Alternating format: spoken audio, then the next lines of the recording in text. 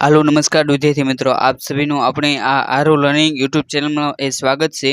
આજના આ વિડિયોની અંદર જે ભારતનું ચૂંટણી પંચ રહ્યું તો તેના રિલેટેડ તેની જે મહત્વની જે બંધારણીય ભૂમિકા રહેલી છે તો તે જોઈશું અને સાથે સાથે જે સામાન્ય ચૂંટણી 2024 જેનું એ આયોજન રહ્યું તો તે તાજેતરમાં એ કરવામાં આવ્યું અને તેનું પરિણામ પણ રહ્યું તો તે આપી દેવામાં આવ્યું છે તો તેની અંદર એ લોકસભાની ચૂંટણી અને જે ચાર મહત્વના જે રાજ્યો હતા જેની અંદર એ ઓડિશા, આંધ્રપ્રદેશ, અરુણાચલ પ્રદેશ અને સિક્કિમ તો તે ચાર રાજ્યોની એ જે વિધાનસભાની રહી તો તે પણ એ ચૂંટણી કરવામાં આવી હતી તો તે એ ચાર વિધાનસભાની ચૂંટણી થઈ તો તેની અંદર એ તેના રાજ્યપાલ કયા હતા, પછી તેના જે નવા મુખ્યમંત્રી બનાવવામાં આવ્યા તો તે એ કોને બનાવવામાં આવ્યા છે તેવી તમામ માહિતી રહી તો તે એ આજના વિડીયોની અંદર જોવાનો પ્રયત્ન કરીશું। અને આ જે વિડીયો રહ્યો તો તેની અંદરથી એ આવનારી જે પણ પરીક્ષા આવશે તો તેની અંદરથી એ બેઠે બેઠા સવાલો રહ્યા તો તે એ આ જે લેક્ચર છે તો તેની અંદરથી પૂછવામાં આવશે। માટે તમે આ વિડીયો રહ્યો તો તેને એ છેલ્લે સુધી જોવાનો આગ્રહ રાખજો અને જો તમને એ આ વિડીયો ગમે તો આ વિડીયોને એ લાઈક કરવાનું રહ્યા તો તે એ ભૂલતા નહીં। તો કે આપણે હવે શરૂઆત કરીએ તો સૌથી પહેલાં તો આપણે જે ચૂંટણી પંચ રહ્યું તો તેની જે બંધારણીય ભૂમિકા છે તો તે જોઈશે તો તેની અંદર એ વાત કરીએ તો બંધારણ ભારતનું બંધારણ છે તો તેની અંદર એ ભાગ 15 આવેલો છે તો તેની અંદર એ ભારતના ચૂંટણી પંચનો એ ઉલ્લેખ કરવામાં આવ્યો છે અને ભાગ 15માં એ અનુચ્છેદ એ 324 થી એ 329 સુધીની જે કલમો રહી તો તેની અંદર એ ચૂંટણી પંચ તથા તો ચૂંટણી સંબંધિત જે જોગવાઈઓ રહી તો તે એ તમને જોવા મળે છે। એટલે કે તમને ઘણી બધી વખત એ ચૂંટણી સંબંધિત જોગવાઈઓ રહી તો તે કયા અનુચ્છેદ વચ્ચે આપવામાં આવ્યું છે તો તેનો જવાબ એ 324 થી 329 રહ્યો તો તેનો જવાબ બને છે। અને ત્યારબાદ આપણે જે બંધારણની અંદર જે મહત્વના જે ચૂંટણી સંબંધિત જે કલમો છે તો તેની વાત કરીએ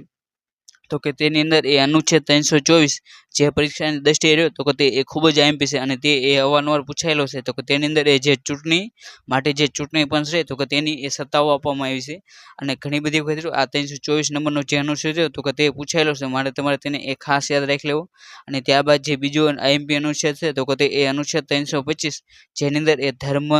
જાતિ, જ્ઞાતિ, લિંગ કે અન્ય આધારે એ મત માગી શકાય નહીં। ત્યારબાદનો અનુચ્છેદ છે અનુચ્છેદ 326 જે પણ એ પરીક્ષાની દ્રષ્ટિએ એ આઈએમપી છે તો તેની અંદર એ લોકસભા અને જે વિધાનસભાઓ માટે જે પુખ્ત મતાધિકારના ધોરણે એ મત આપવા બાબત છે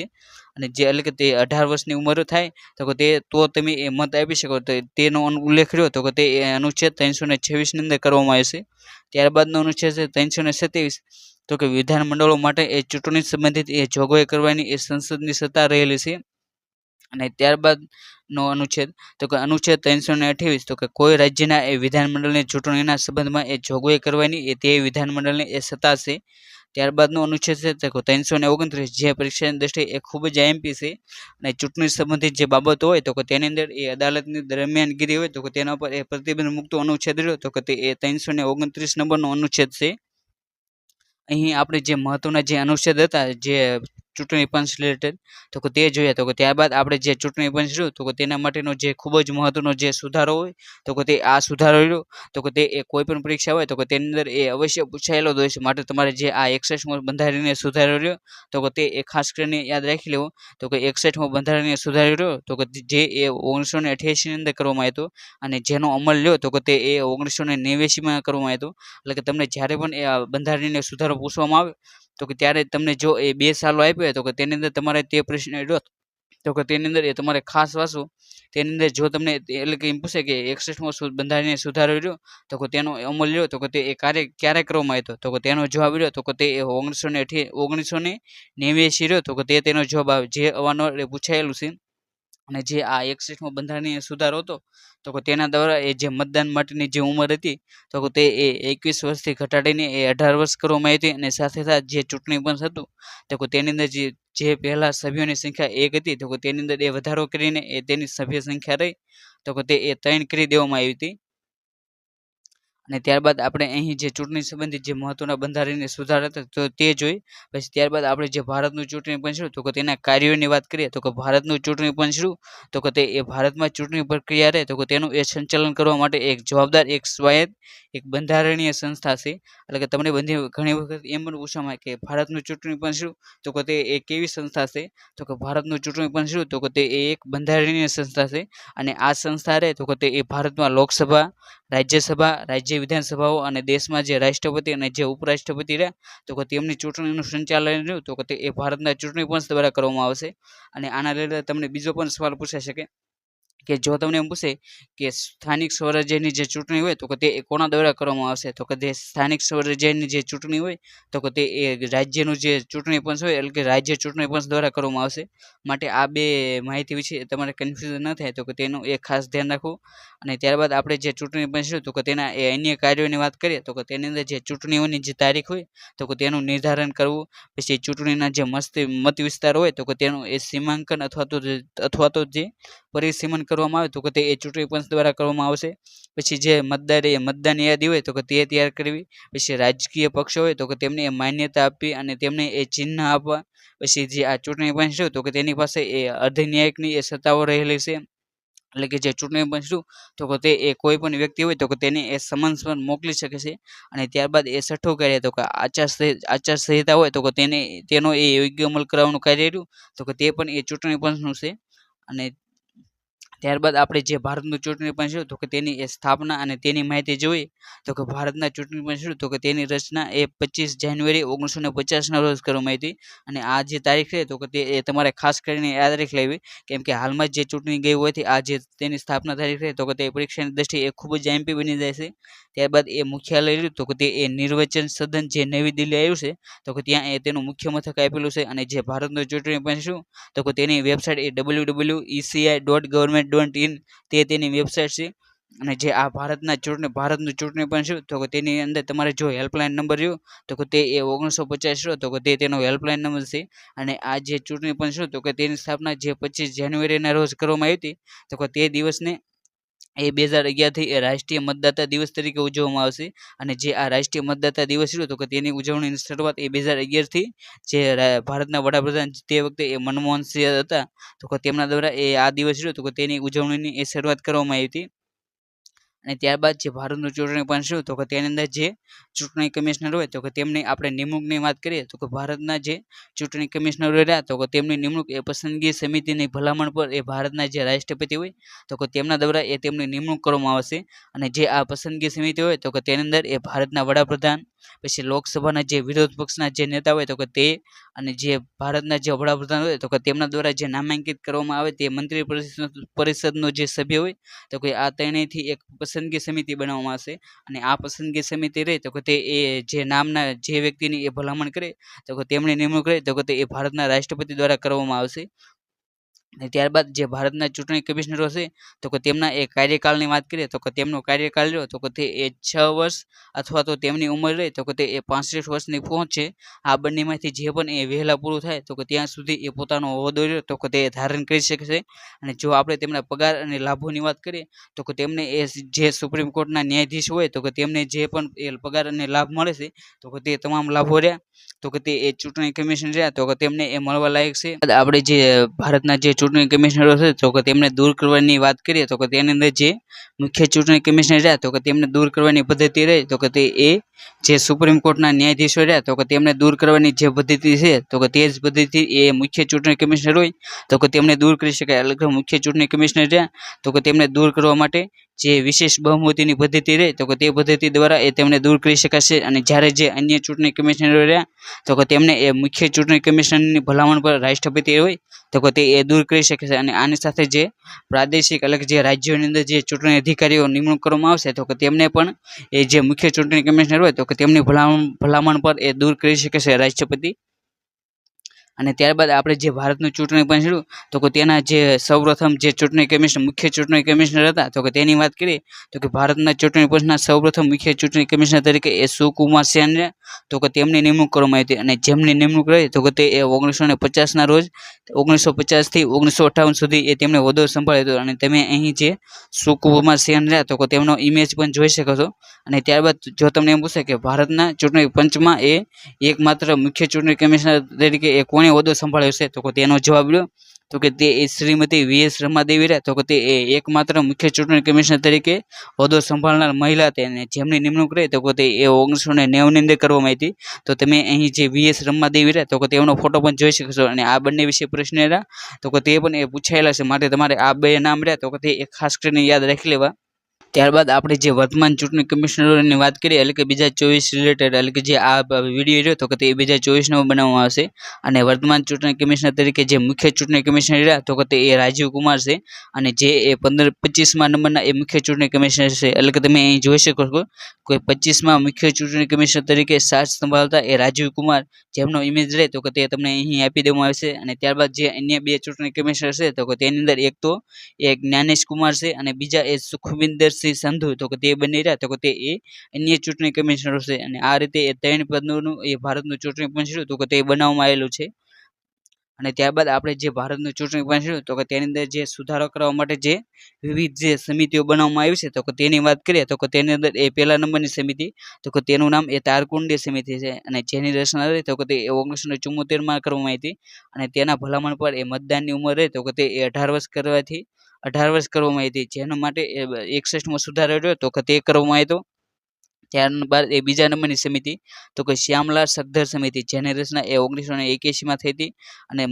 મતદારો હોય તો કે તેમને જે ઓળખ કાર્ડ એટલે કે જે ચૂંટણી કાર્ડ આપવામાં આવશે તો કે તેની ભલામણ રહે તો કે તે એ શ્યામલાલ સદ્ધર દ્વારા કરવામાં આવી હતી ત્યારબાદ એ ત્રીજા નંબરની સમિતિ તો કે તે કે સંથાનંદ સમિતિ જેમની રચના રહી તો કે તે 1983માં કરવામાં આવી હતી અને તેમની ભલામણ પર એ લઘુત્તમ શૈક્ષણિક લાયકાત રહે તો કે તે અનિવાર્ય બનાવવામાં આવે છે ત્યારબાદ ચોથા નંબરની સમિતિ તો કે દિનેશ ગોસ્વામી સમિતિ જેમની રચના રહે તો કે તે 1990ની અંદર કરવામાં આવી હતી અને જેમના ભલામણ પર એ ઈવીએમનો પ્રયોગ રહ્યો તો કે તે તેમની ભલામણ પર થાય છે અને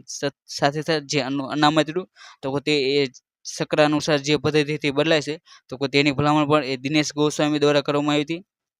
અને ત્યારબાદ એ 5મા નંબરની સમિતિ તો કે તે એ વોરા સમિતિ છે જેમની રચના એ 1993ની અંદર રાજનીતિ અને ગુનાખોરી વચ્ચેની જે સાંઠગાંઠની તપાસ માટે તેની રચના કરવામાં આવી હતી ત્યારબાદ 6ઠા નંબરની સમિતિ તો કે ઇન્દ્રજીત ગુપ્તા સમિતિ જેની રચના એ 1998ની અંદર કરવામાં આવી હતી અને તેમની ભલામણ પર એ ચૂંટણી ખર્ચ માટે એ જાહેર ફંડ રહ્યું તો કે તે તેમની ભલામણ છે અને ત્યારબાદ એ 7મું તો કે રાષ્ટ્રીય આયોગ જે એ 2000ની સાલની અંદર રચના કરવામાં આવી હતી અને જેના અધ્યક્ષ રહ્યા તો કે તે એમ.એન. વેંકટ ચેલૈયા હતા ત્યારબાદ 8મું તો કે દ્વિતીય વહીવટ સુધારો 2007 તો કે જેમના અધ્યક્ષ રહ્યા તો કે તે વીરપ્પા મોઇલી હતા અને ત્યારબાદ 9મી સમિતિ તો કે તે તનખા સમિતિ જેમની રચના રહી તો કે તે 2010ની અંદર કરવામાં આવી હતી તો કે તેમના દ્વારા એ ચૂંટણી સુધારાઓ માટે એટલે કે જે ચૂંટણી પંચ તો કે તેની અંદર એ મહત્વના સુધારા કરવામાં આવ્યા હતા અને ત્યારબાદ એ 10મા નંબરની સમિતિ તો કે જે.એસ. વર્મા સમિતિ જેમની રચના રહી તો કે તે 2013ની અંદર કરવામાં આવી હતી અને ગુનાહિત કાયદામાં સંશોધન બાબતે એ તેમણે ભલામણ કરી હતી એટલે કે આપણે અહીં જે ચૂંટણી પંચ રિલેટેડ જે મહત્વની જે સમિતિઓ હતી તો કે તે પણ એ જોઈ એટલે કે તમને આનાથી પ્રશ્ન પૂછાઈ શકે તો કે નીચેનામાંથી કઈ સમિતિ રહે તો કે તે એ ચૂંટણી પંચ સંબંધિત છે તો કે તે તમારે નામ જણાવવાના તો કે તેની અંદરથી તમને આમાંથી જે કોઈ પણ નામ આપ્યું હોય તો કે તે તમારે ટીક કરી લેવું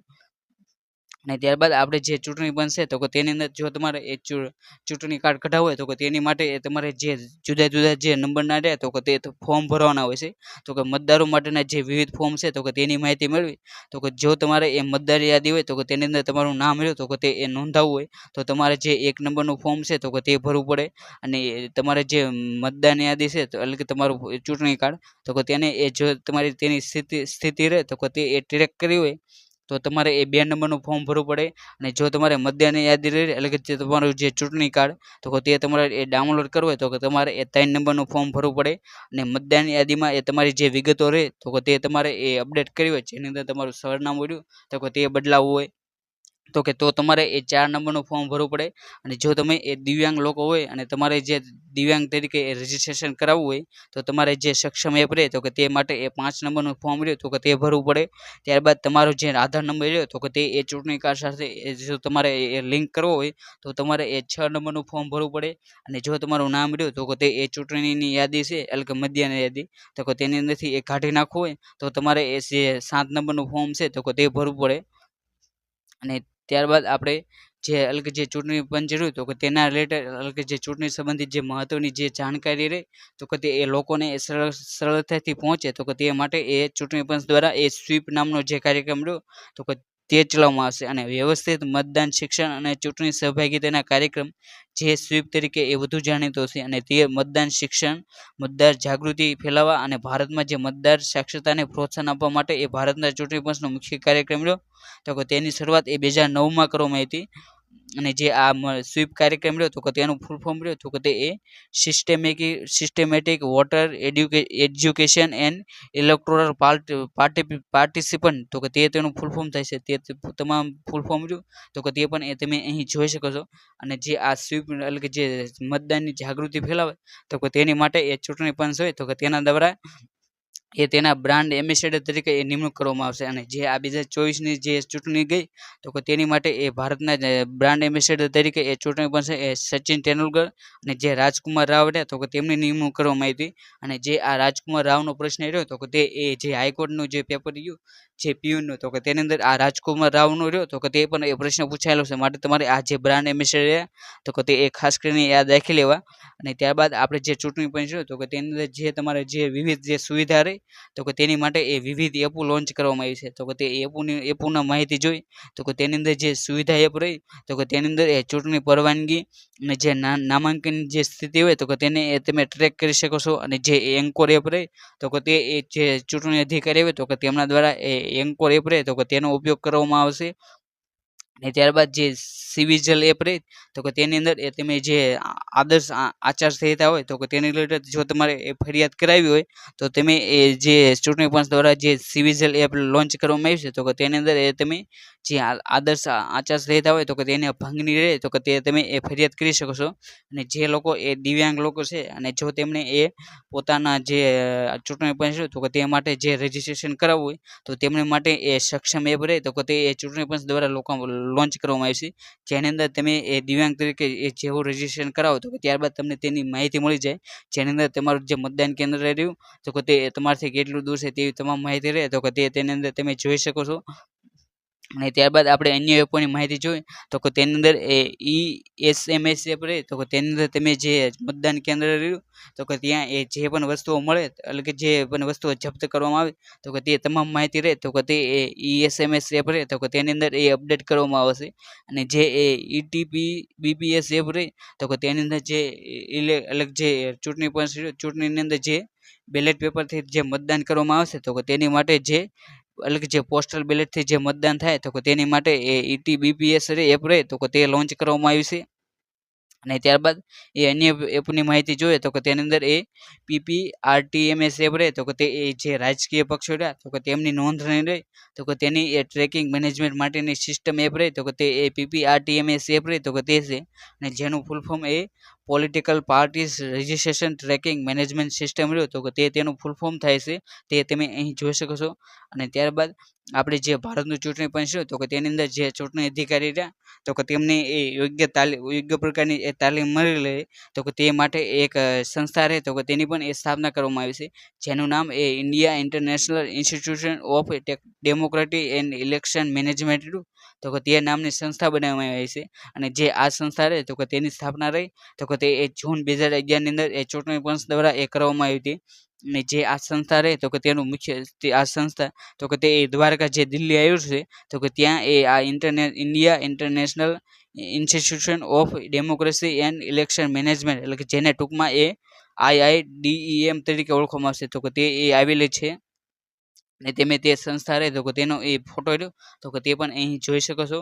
ત્યારબાદ આપણે જે ચૂંટણી પંચ રહ્યું તો કે તેની અંદર જે ચૂંટણી મતદાન કરવા માટે જે મહત્વનું સાધન છે એટલે કે જે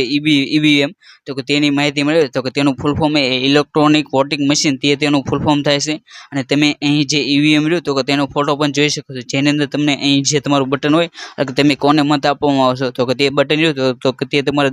દબાવવાનું હોય છે. અને જે આ EVM રહ્યું તો કે તે બનાવનાર એ Bharat electronics limited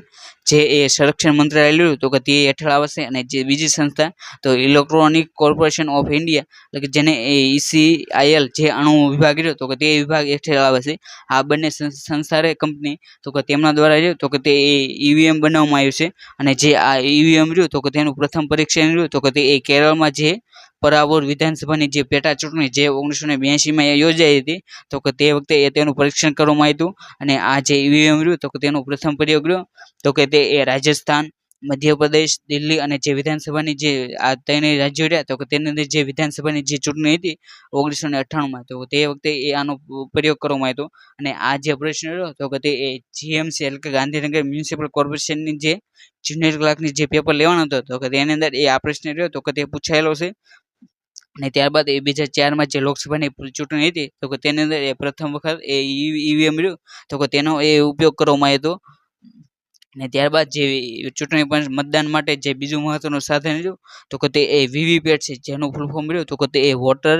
વેરિફેબલ paper audit trail રહ્યું તો કે તે તેનું ફૂલ ફોર્મ છે. અને આ નામ રહ્યું એટલે કે તે ફૂલ ફોર્મ તો કે તે પણ એ અવારનવાર પૂછાયેલું છે, માટે તમારે આ નામ રહ્યું તો કે તે પણ એ ખાસ કરીને યાદ રાખી લેવું. અને જે આ વીવીપેટ રહ્યું તો કે તેનું એ એની નામ વેરીફાઈડ પેપર રેકોર્ડ એટલે કે જેને વીપીઆર તરીકે પણ ઓળખવામાં આવશે. અને તેને બનાવનાર એ ભારત ઇલેક્ટ્રોનિક્સ લિમિટેડ ભેલ અને જે ઇલેક્ટ્રોનિક કોર્પોરેશન ઓફ ઇન્ડિયા આ બંને કંપની દ્વારા એ તેની બનાવટ કરવામાં આવશે. અને આ જે વીવીપેટ રહ્યું તો કે તેનું એ પ્રથમ પરીક્ષણ રહ્યું તો કે તે એ નાગાલેન્ડમાં જે નોક્સેન વિધાનસભા રહી જેની ચૂંટણી એ 2013માં યોજવામાં આવી હતી તો કે તે વખતે એ તેનું પ્રથમ પરીક્ષણ કરવામાં આવ્યું હતું.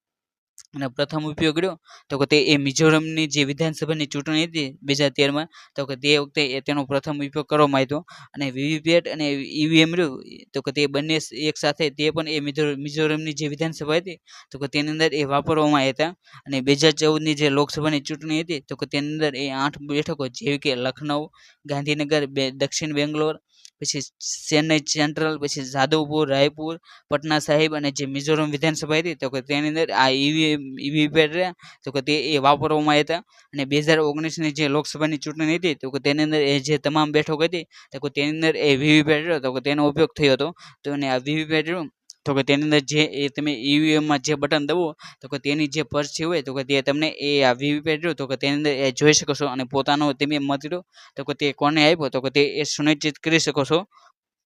અને ત્યારબાદ આપણે જે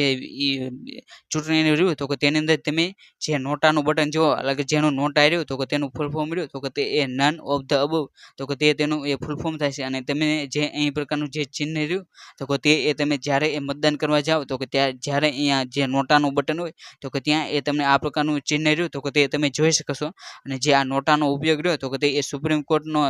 નોટા સંબંધિત જે સુપ્રીમ કોર્ટનો ચુકાદો રહ્યો તો કે તે એ 27 સપ્ટેમ્બર 2013ના રોજ એ આ ચુકાદો રહ્યો તો કે તે એ પી સદાશિવ, રંજન ગોગોઈ અને જે રંજના પ્રકાશ દેસાઈ હતા તો કે તેમના દ્વારા એ આ નોટાનો ચુકાદો આપવામાં આવ્યો હતો. અને તેના દ્વારા જ એ આ નોટાનું બટન રહ્યું તો કે તે એ વીવીપેટ રહ્યું અને જે ઈવીએમ ઈવીએમ તો કે તેની અંદર એ ઉમેરવામાં આવ્યું. અને ભારતમાં જે ભારત રહ્યું તો કે તે એ નોટાનો ઉપયોગ કરનાર એ 14મો દેશ હતો. અને જો આપણે પ્રથમ દેશની વાત કરીએ તો કે નોટાનો ઉપયોગ કરનાર પ્રથમ દેશ એ ફ્રાન્સ હતો. અને જે આ નોટાનું ચિહ્ન રહ્યું અહીં તમે જોઈ શકો છો તો કે તે નોટા અહીં જે નોટાનું ચિહ્ન તો કે તે ચિહ્નની ડિઝાઇન રહે તો કે તે એનઆઈડી જે અમદાવાદ ખાતે આવેલી છે તો કે તેમના દ્વારા એ તેની ડિઝાઇન કરવામાં આવી હતી. અને અગાઉ ચૂંટણી પંચ દ્વારા જે આ નોટાના ચિહ્ન તરીકે રહ્યું તો કે તે એ ગધેડાની માંગ કરવામાં આવી હતી. અને જે પ્રથમ નોટાનો પ્રથમ ઉપયોગ રહ્યો તો કે તે 2013ની જે છત્તીસગઢ, મધ્યપ્રદેશ, મિઝોરમ અને દિલ્હી અને જે રાજસ્થાનની જે વિધાનસભાની ચૂંટણી હતી તો કે તે વખતે એ તેનો પ્રથમ ઉપયોગ થયો હતો. અને 2014ની જે 16મી લોકસભાની ચૂંટણી હતી તો કે તેની અંદર એ પણ નોટાનો ઉપયોગ થયો હતો. અને સપ્ટેમ્બર 2018માં એ સુપ્રીમ કોર્ટે ચુકાદો આપ્યો તો કે તેના દ્વારા એ ચૂંટણી પંચે એ સુપ્રીમ કોર્ટના આદેશથી જે રાજ્યસભા અને જે વિધાનસભાની જે ચૂંટણીમાં જે નોટાનો વિકલ્પ રહ્યો તો કે તે એ દૂર કરવામાં આવ્યો હતો. એટલે કે જે લોકસભા હોય તો કે તેની અંદર જે એટલે કે જે રાજ્યસભાની જે ચૂંટણી કરવામાં આવે અને જે વિધાનસભા હોય તો કે તેની અંદર જે વિધાન પરિષદની જે ચૂંટણી કરવામાં આવે તો તે અંદર જે નોટાનો વિકલ્પ રહ્યો તો કે તે 2018 હતું તો કે તે વખતે એ દૂર કરવામાં આવ્યો. માટે તેમને અહીં જે 2018નું જે વર્ષ રહ્યું તો કે તે એ તમારે ખાસ યાદ રાખી લેવું કેમ કે તે પ્રશ્ન પણ એ પૂછાઈ શકે છે.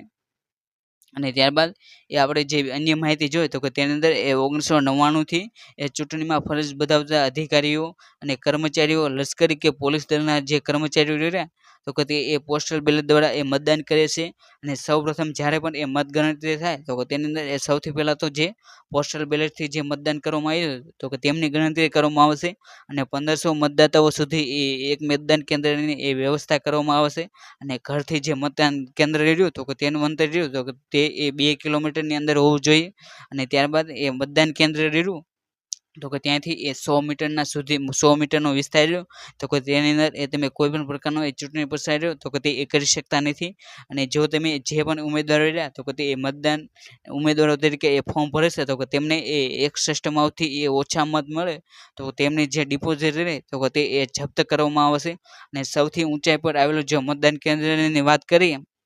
તો કે તેની અંદર જે તાશીગંજ જે લાહોલ જે હિમાચલ પ્રદેશ ખાતે આવેલું છે તો કે તે એ સૌથી ઊંચાઈ પર આવેલું મતદાન કેન્દ્ર છે. તમે જ્યારે પણ એ મતદાન કરવા જાઓ તો કે ત્યારે જે એ ડાબા જે આંગળી ઉપર જે સહી વાપરે છે તો કે તે મતદાનની સહી રહે તો કે તે એ સિલ્વર નાઇટ્રેટથી બનાવવામાં આવશે. અને જેની માટેનું રાસાયણિક સૂત્ર રહેલું તો કે તે એ AgNO3 રહ્યું તો કે તે તેનું રાસાયણિક સૂત્ર છે. અને ત્યારબાદ એ આપણે જે અન્ય માહિતી જોઈ તો કે તેની અંદર જે સૌથી મોટું જે સંસદીય ક્ષેત્ર રહ્યું વિસ્તારની દ્રષ્ટિએ તો કે તે એ લદ્દાખ છે. અને સૌથી નાનું સંસદીય ક્ષેત્ર જે વિસ્તારની દ્રષ્ટિએ તો કે તે એ ચાંદની ચોક જે દિલ્હી ખાતે આવેલો છે તો કે તે એ સૌથી નાનું સંસદીય ક્ષેત્ર છે. અને ભારતમાં સૌપ્રથમ એ 1960ની અંદર જે કેરળ વિધાનસભાની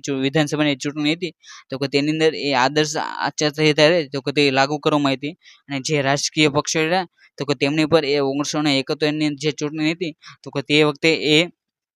આદર્શ આચારસંહિતા રહે તો કે તે લાગુ કરવામાં આવી હતી. અને ત્યારબાદ આપણે જે ચૂંટણી પંચ રહ્યું તો કે તેની એ જે અન્ય માહિતી રહ્યું તો કે તે જોઈએ તો કે ત્યારબાદ એ તમને જે બે મહત્વની માહિતી છે તો કે તેની વાત કરીએ તો કે તેની અંદર એ સંસદ અને જે રાજ્યોની વિધાનસભાની ચૂંટણી રહી તો કે તે એક સાથે યોજાવી જોઈએ તો કે તેવું સૂચન કરનાર રહ્યા તો કે તે EMS નચીએ પણ હતા. અને જે આમની જ ભલામણ પર એ વન નેશન વન ઇલેક્શન રહે તો કે તે નામની એ સમિતિ રચવામાં આવી છે. અને જેની રચના રહી તો કે તે એ 2 સપ્ટેમ્બર 2023ની અંદર એ કરવામાં આવી હતી. અને જેના અધ્યક્ષ તરીકે એ રામનાથ કોવિંદ રહ્યા તો કે તેમની એ નિમણૂક કરવામાં આવી છે. અને જે આ અધ્યક્ષ રહ્યા તો કે તે પણ એ પૂછાયેલા છે. અને ત્યારબાદ જે વન નેશન વન ઇલેક્શન સમિતિ રહે તો કે તેની માટેની વેબસાઇટ રહી તો કે તે એ 1e.government.in રહે તો કે તે તેની વેબસાઇટ છે જે તમે અહીં જોઈ શકો છો. ત્યારબાદ આપણે જે ચૂંટણી રહી તો કે તેના એ પ્રકારોની વાત કરીએ તો કે તેની અંદર એ મુખ્યત્વે એ 4 પ્રકાર છે. જેની અંદર એ સૌથી પહેલાં તો જે ચૂંટણી કરવામાં આવે તો કે તે એ સામાન્ય ચૂંટણી જેને એ જનરલ ઇલેક્શન કહેવામાં આવશે. અને જે 2024ની અંદર જે લોકસભાની ચૂંટણી યોજાણી તો કે તે એ તેની સામાન્ય ચૂંટણી હતી. અને લોકસભા અને વિધાનસભાનો જે 5 વર્ષનો કાર્યકાળ એ પૂર્ણ થયા પછી જે ચૂંટણી કરવામાં આવે તો કે તેને એ સામાન્ય ચૂંટણી કહેવામાં આવશે. અને જે મધ્યાવર્તી ચૂંટણી એટલે કે જે મિડ ટર્મ ઇલેક્શન લોકસભા અને વિધાનસભાના જે 5 વર્ષના જે કાર્યકાળ પહેલા તેનું વિસર્જન કરીને જે ચૂંટણી યોજવામાં આવે તો કે તેને એ મધ્યવર્તી ચૂંટણી કહેવામાં આવશે. ત્યારબાદ એ પેટા ચૂંટણી તો કે લોકસભા અને વિધાનસભાની જે કોઈ બેઠક હોય તો કે તે એ ખાલી પડી હોય તો કે તેની અંદર એ જે તેની માટે જે ચૂંટણી કરવામાં આવે તો કે તેને એ પેટા ચૂંટણી કહેવામાં આવે છે. અને ત્યારબાદ એ સ્નેપ પોલ તો કે જે એ લોકસભા અને તે લોકસભા તથા વિધાનસભાને એ અચાનક ભંગ કરી અને જે ચૂંટણી યોજવામાં આવે તો કે તેને એ સ્નેપ પોલ કહેવામાં આવે છે. અને ત્યારબાદ આપણે જે ચૂંટણી એટલે કે અહીં આપણે ચૂંટણીના જે મહત્વના જે 4 પ્રકારો હતા તો કે તે જોયા તો કે ત્યારબાદ એ જે ચૂંટણી હોય તો કે તેની અંદર જે પક્ષો ભાગ લેશે તો કે તે એ પક્ષ રહ્યા તો કે તેના એ પણ પ્રકાર પાડવામાં આવશે. જેની અંદર એ એકપક્ષીય વ્યવસ્થા દ્વિપક્ષીય વ્યવસ્થા અને બહુપક્ષીય વ્યવસ્થા તો કે તેની અંદર એ એકપક્ષીય વ્યવસ્થાની વાત કરીએ તો કે તેની અંદર એ માત્ર એક જ પક્ષ હોય છે. જે પ્રકારની વ્યવસ્થા રહે તો કે તે એ પૂર્વ સોવિયત સંઘ જે રશિયા હતું તો કે તેની અંદર એ તમે જોઈ શકો છો. અને ત્યારબાદ દ્વિપક્ષીય વ્યવસ્થા કરીએ તો કે તેની અંદર તેની અંદર એ મહત્વના 2 પક્ષ હોય છે તો કે જેમના વિશે એ ચૂંટણી કરવામાં આવશે. અને આ પ્રકારની વ્યવસ્થા રહે તો કે તે US અને જે બ્રિટન રહ્યું તો કે તેની અંદર એ તમે જોઈ શકો છો. અને ત્યારબાદ એ બહુપક્ષીય વ્યવસ્થા રહી તો કે તેની અંદર એ 2 થી વધુ પક્ષો હોય છે. અને આ પ્રકારની વ્યવસ્થા રહે તો કે તે એ ભારત ઇટલી અને ફ્રાન્સ રહ્યો તો કે તેની અંદર એ તમે જોઈ શકો છો. ત્યારબાદ આપણે જે આ ચૂંટણી હોય તો કે તેની અંદર જે રાષ્ટ્રીય પક્ષ અને જે પ્રાદેશિક પક્ષ રહે તો કે તે તરીકેનો એ દરજ્જો આપવામાં આવશે તો કે તે દરજ્જો રહ્યો તો કે તે કઈ રીતે મેળવી તો કે તેની વાત કરીએ તો કે તેની અંદર એ સૌથી પહેલાં તો જે રાષ્ટ્રીય પક્ષો રહ્યા તો કે તેનો દરજ્જો મેળવવા માટે તમારે પાર્ટીમાં એ ઓછામાં ઓછા 3 અલગ અલગ રાજ્યોમાંથી એ લોકસભામાં એ 2% બેઠકો એટલે કે જે 11 બેઠકો રહે તો કે તે એ તમે જીતો તો તમને એ રાષ્ટ્રીય પક્ષનો દરજ્જો મળે. અથવા તો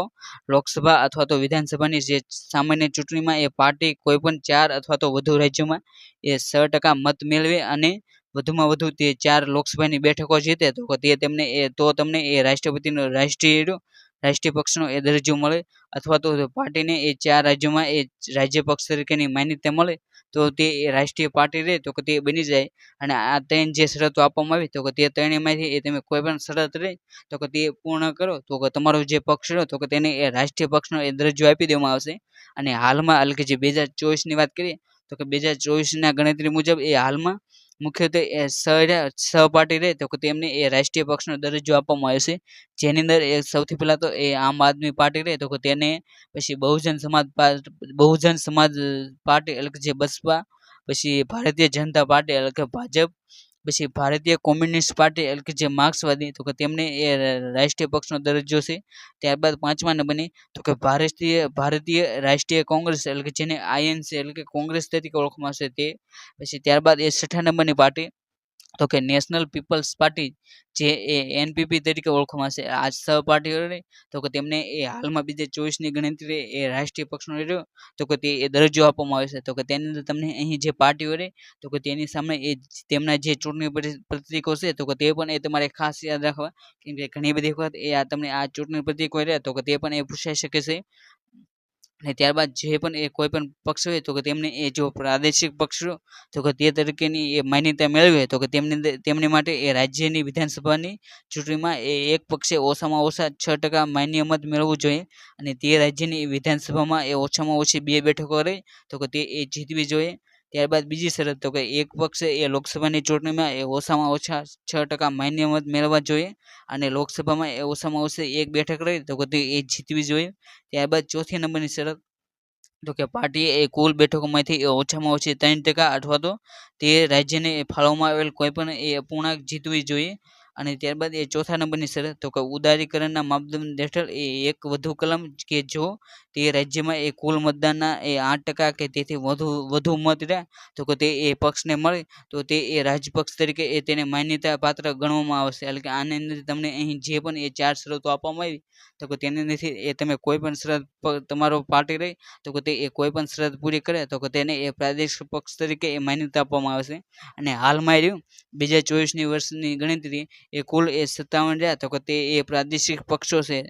ત્યારબાદ આપણે જે ચૂંટણી પ્રક્રિયા રહી તો કે તેની વાત કરીએ તો કે તેની અંદર એ સૌથી પહેલાં તો જે ઉમેદવારો હોય તો કે તેમનું એ ઉમેદવારી પત્રક ભરવામાં આવશે. અને ત્યારબાદ એ ઉમેદવારો રહ્યા તો કે તેમની એ છેલ્લી યાદી રહી તો કે તે એ જાહેર કરવામાં આવશે. ત્યારબાદ 3જા નંબરની પ્રક્રિયા તો કે અપક્ષ ઉમેદવારો અને જે રાજનૈતિક પક્ષો રહ્યા તો કે તેમને એ ચૂંટણી ચિહ્ન રહ્યા તો કે તે એ ફાળવવામાં આવશે. ત્યારબાદ ચોથા નંબરનો તો કે ચૂંટણીનો ઢંઢેરો અને જે પ્રચાર હોય તો કે તે કરવામાં આવશે. અને ત્યારબાદ એ મતદાન કરવામાં આવશે. અને ત્યારબાદ એ મતદાન રહ્યું તો કે તેની એ ગણતરી કરી અને તેનું પરિણામ જાહેર કરવામાં આવશે. આ રીતે રહ્યું તો કે તે એ ચૂંટણીની પ્રક્રિયા છે. અને ત્યારબાદ આપણે જે 2024નું જે જનરલ ઇલેક્શન હતું તો કે તેની વાત કરીએ તો કે જે વર્તમાન 2024ની જે ચૂંટણી હતી તો કે તેની અંદર એ તાજેતરમાં એ લોકસભાની 2024ની જે સામાન્ય ચૂંટણી, પછી આંધ્રપ્રદેશ વિધાનસભા, અરુણાચલ પ્રદેશ એ વિધાનસભા, ઓડિશાની વિધાનસભા અને જે સિક્કિમ જે વિધાનસભા હતી તો કે તે એ 4 રાજ્યો રહ્યા તો કે તેમની એ વિધાનસભાની ચૂંટણી યોજાઈ હતી. અને સાથે જે મહત્વની જે બેઠકોની જે પેટા ચૂંટણી હતી તો કે તેનું પણ આયોજન રહ્યું તો કે તે તાજેતરમાં કરવામાં આવ્યું હતું. તો કે આ માટે તમે જે સ્પેશિયલ થંબનેલ રહ્યું તો કે તે જોઈ શકશો, જેની અંદર એ ચુનાવ કા પર્વ દેશ કા ગર્વ તો કે તે થીમ રહે તો કે તે એ ચૂંટણી પંચ દ્વારા એ લોન્ચ કરવામાં આવી હતી. તેની અંદર એ જનરલ ઇલેક્શન 2024 અને તેના માટે એ જે વેબસાઇટ રહે તો કે તે પણ લોન્ચ કરવામાં આવી હતી. જેની વેબસાઇટ રહે તો કે તે વેબસાઇટ એ election2024.eci.government.in રહે તો કે તે નામની એ વેબસાઇટ લોન્ચ કરવામાં આવી હતી.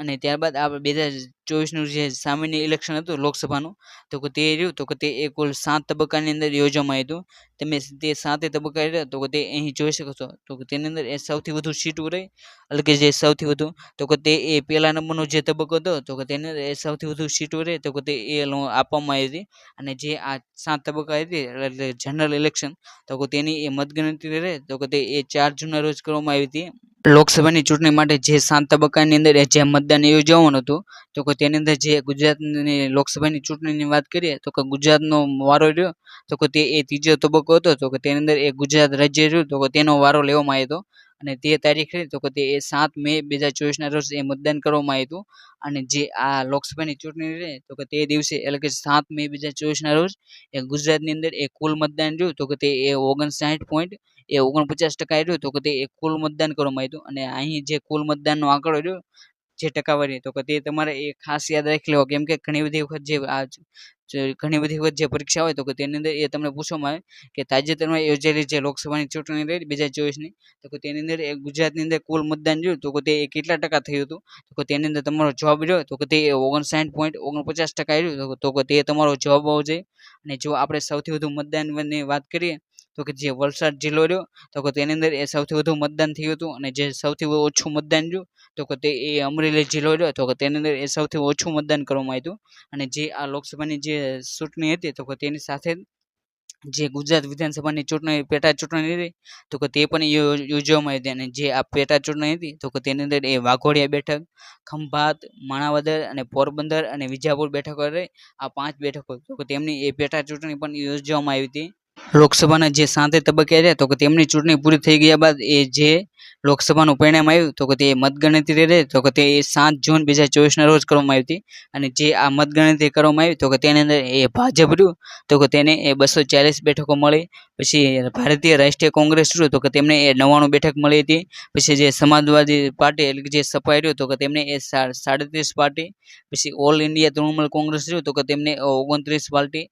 29 બેઠકો મળી હતી. અને જે દ્રવિડ મુનેત્રા કઝગમ તો કે તેમને એ 22 બેઠકો મળી હતી. અને તેલુગુ દેશમ પાર્ટી એટલે કે ટીડીએમ રહ્યું તો કે તેમને એ 16 પાર્ટી મળી હતી. અને આ રીતે જો વાત કરીએ તો કે મુખ્યત્વે રહ્યા તો કે તે એ મુખ્યત્વે એ 3 પ્રકારોની અંદર એ પરિણામ આપવામાં આવ્યા હતા. તો કે તેની અંદર એ સૌથી મોટો પક્ષ રહ્યો તો કે તે એનડીએ પક્ષ હતો, જેની અંદર એ ભાજપ અને ભાજપની સાથે એ વિવિધ સહયોગ આપતા દ્વારા જે ગ્રુપ બનાવવામાં આવ્યું તો કે તેને એ એનડીએ નામ આપવામાં આવ્યું છે. જેનું ફૂલ ફોર્મ રહ્યું તો કે તે નેશનલ ડેમોક્રેટિક એલાયન્સ એટલે કે એનડીએ તેનું નામ આપવામાં આવ્યું છે. અને જેને એ કુલ બેઠકો રહી તો કે તે 293 રહી તો કે તેટલી એ તેને બેઠકો મળી હતી.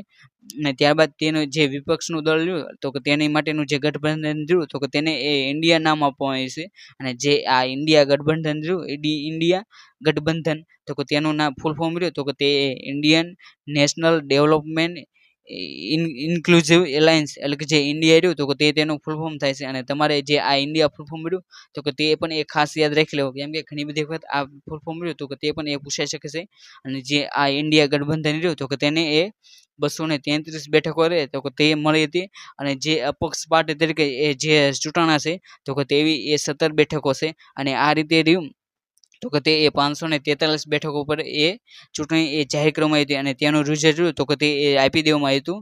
અને ત્યારબાદ આપણે જે ગુજરાતની લોકસભાની ચૂંટણી રહી તો કે તેના વિજેતાની વાત કરીએ તો કે ગુજરાતની જે લોકસભા રહે તો કે તેની એ 26 બેઠકો છે. અને જે રાજ્યસભા રહે તો કે તેની એ 11 બેઠકો છે. અને જે વિધાનસભા રહી તો કે તેની એ 182 બેઠકો છે. અને જે લોકસભાની ચૂંટણી રહે તો કે તેની અંદર એ જે બીજેપી રહ્યું તો કે તે 25 બેઠકો પર જે જીત મેળવી હતી. અને જે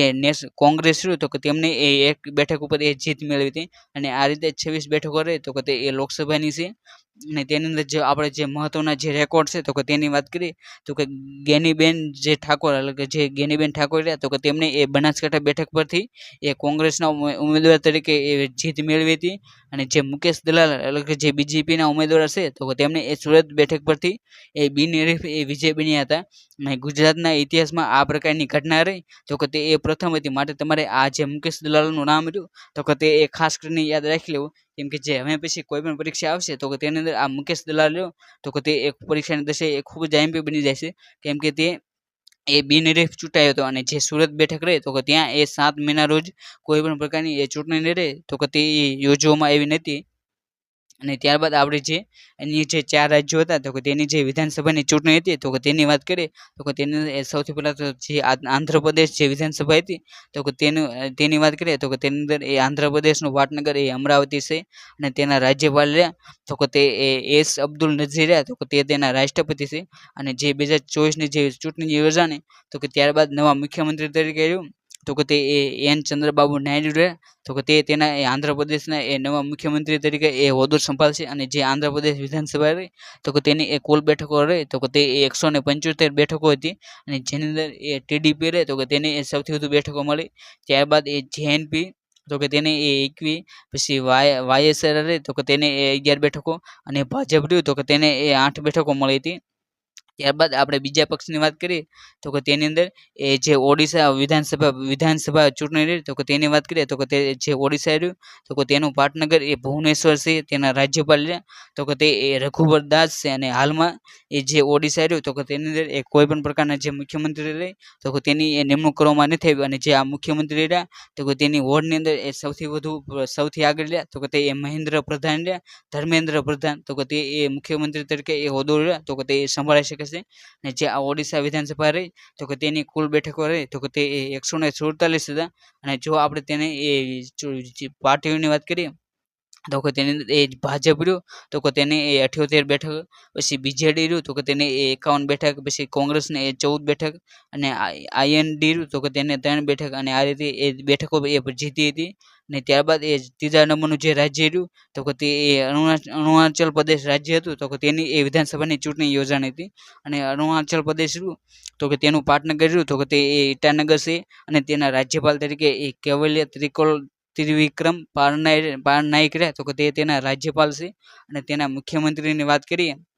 તો કે 2024ની જે વિધાનસભાની ચૂંટણી યોજાણી તો કે ત્યારબાદ નવા મુખ્યમંત્રી તરીકે એ પેમા ખાંડુ રહ્યા તો કે તેમની નિમણૂક કરવામાં આવશે. અને જેમને કુલ બેઠકો રહી તો કે તે એ 60 બેઠકો જીતી હતી. અને જેની અંદર એ ભાજપ રહ્યો તો કે તે એ 46 બેઠક ઉપર. અને આ રીતે તમે જે પાર્ટી રહે તો કે તેમણે એ કેટલી બેઠકો જીતી તો કે તે પણ એ જોઈ શકો છો.